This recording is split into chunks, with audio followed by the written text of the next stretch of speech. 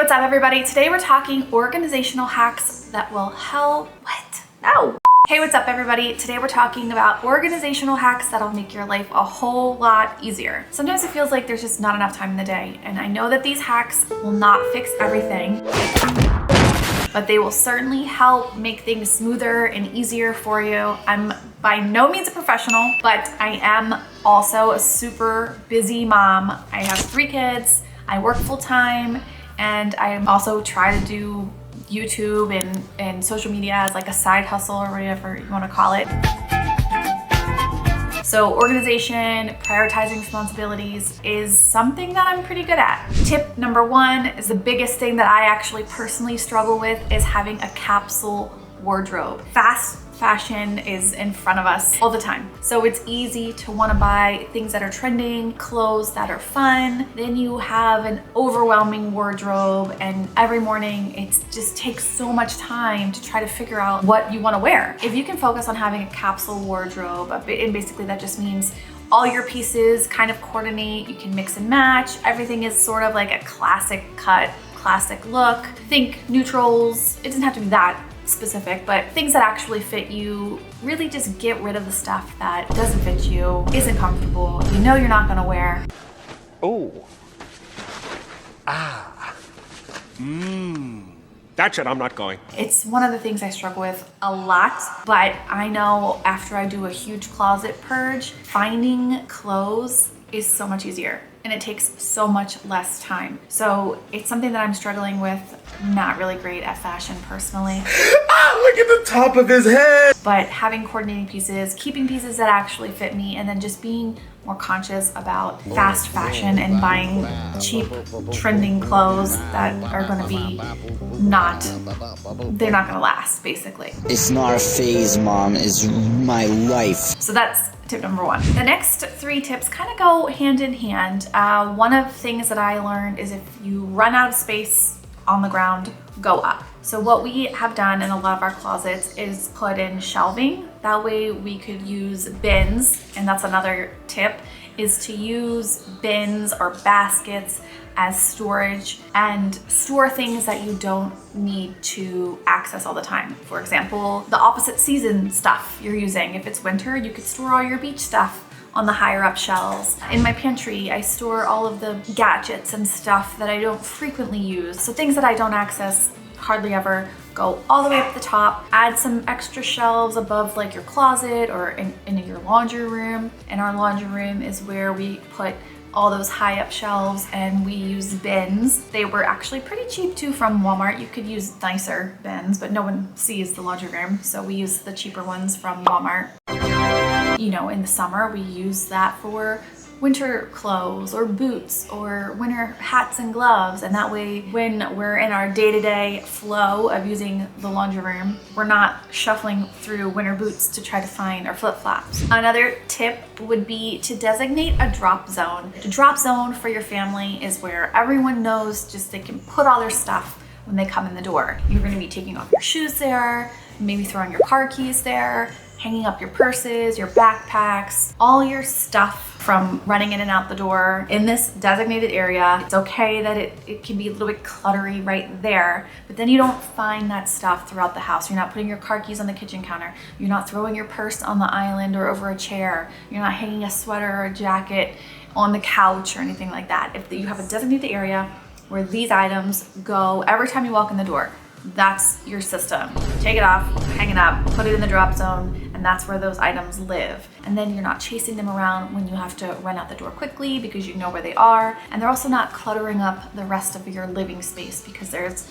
a designated area. We have this, what I call like a locker area. It's just a bench. We have a couple bins underneath it, and we put our shoes in the bins. Each kid has a designated bin, and then we hang our purse, our backpack, our fanny pack, whatever our stuff that we need to grab when we're leaving the house and coming back in often, that's where that goes. And it lives there, and it's easy to find when we need it, and plus it doesn't clutter up the rest of the house. This may be, it's not controversial, but I've made a severe and continuous lapse in my judgment. It may not resonate with some people. Use or purchase furniture that is multifunctional. I know furniture sometimes for people is a very hot topic, I guess. You know, they might want very decorative items or anything like that. No! I like all my furniture to be super functional.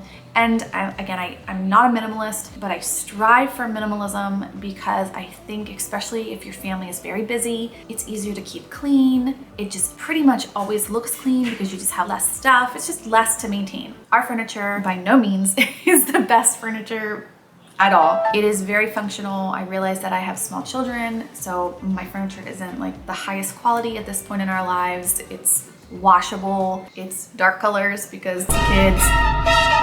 We did choose items that also could be used as storage, like our under the TV cabinet, whatever you want to call that. It opens, and that's where we store all of the couch blankets and comfy pillows and my lap desk if I'm going to be working on my computer. All those items live in that one side of the cabinet. That way they're easy to access. I know a lot of people put blankets in baskets and it looks really, really nice as well. I can't ever get that to work for me. It always looks sloppy. And then on the other side of the cabinet is all of the DVDs and DVD players and electronics, so none of it is out in the open. Try to purchase or look for furniture that has like a shelf. Like if your coffee table has a drawer, that's where you could keep like your magazines or your reading glasses or your TV remote control, things of that nature. So they can live in the room, but they're also easily put away, but also very easily accessible. The thing is if these things aren't easily accessible when you need them, you're not going to keep them in their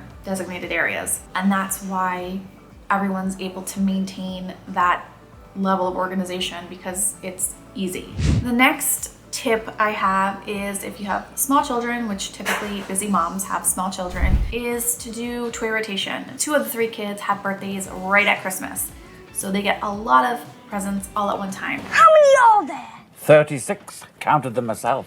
36, but last year I had 37! Yeah, well, some of them are quite a bit bigger than last year. Now take some of their toys, whether it's new toys or older toys, put them in bins and put them high up on those shelves that we talked about in the closet so that they can't access them and they can't really even see them. They don't even know that they're there. And then we can rotate toys out. So all of my toddler's Matchbox cars are in a bin, and then all of his like Legos are in a bin, and all of his monster cars are in a bin. And then I can rotate those bins and he can have access to them at different times of the year, but he doesn't have all the toys at one time. It's easier for him to clean up his toys, keep clean after himself. That way it's easier for your kids to keep cleaning up after themselves, and there's just less stuff out at one time. Plus, you can rotate the new toys out with the old toys, and it's like new toys again because they haven't played with these toys, they're fresh. And in general, I found that the less toys that my kids have had available at one time, the less overwhelming it was. It's pretty much the same as that when you walk into your closet and you have so many clothes, you're overwhelmed, you don't know what to pick, it takes longer. Same with toys. When I clean their toy room and I declutter their toy room, I've noticed that they play so much better than when they had options to all the toys at one time. This is another tip that I struggle with. Sometimes I do really good with it, other times not so much. And it's the 1 in, 1 out rule. Generally, if you're going to be buying a new toy or a new something, you need to get rid of something. It's easier to do it with like big items. Like if I'm going to be buying a new dresser, maybe I'll get rid of my old dresser. You know, I don't need 2 dressers, but it's more tedious to think of it on a day-to-day basis. Like, oh, I'm gonna buy this package of Tupperware that I really like. Well, maybe it's time to get rid of my old Tupperware so I don't have that much more. Or, oh, I found this new water bottle that I really, really wanted. Okay, well, I buy this new water bottle, but potentially I have an older water bottle that I'm never gonna use again. Maybe the paint is chipping or something like that. Instead of hanging on to that item, just get rid of it. 1 in, 1 out. It's easy in concept, it's harder to implement, but once you get the hang of it, it's easier to keep up on, if that makes sense. And finally, just remember that it's a whole learning curve. Once you start decluttering and once you start trying to live a more organized life or have systems in place, it's gonna be cumbersome at first, right? Because it's new, but then you'll get the hang of it and you'll get in the process, and then you'll get like a whole system down, and then things will just flow so much easier. And mostly everyone says this. Once they do like the first swipe of decluttering or getting rid of things or living a more organized life, it's so much easier to stay organized when you have less stuff. The least The less stuff you have is the less stuff you have is the less stuff that you have to manage on a day-to-day basis. And if you're busy with other things like kids, meal planning, work, homeschool, all the things, you don't want to have to clean up toys every single day. You don't want to have to put the blankets back in the closet and fold this and fold that. You don't want to have to do all that. So the more systems that you have in place where you can hide this stuff, get it out of your daily view, the better and more organized your house will look, and the easier it'll be for you day to day to get the things done that you actually need to get done. Thank you guys so much for watching. I hope you enjoyed this video. I hope you took something away from it that was helpful or inspiring. If you want to see more videos like this, feel free to subscribe to my YouTube, and I'll see you next week.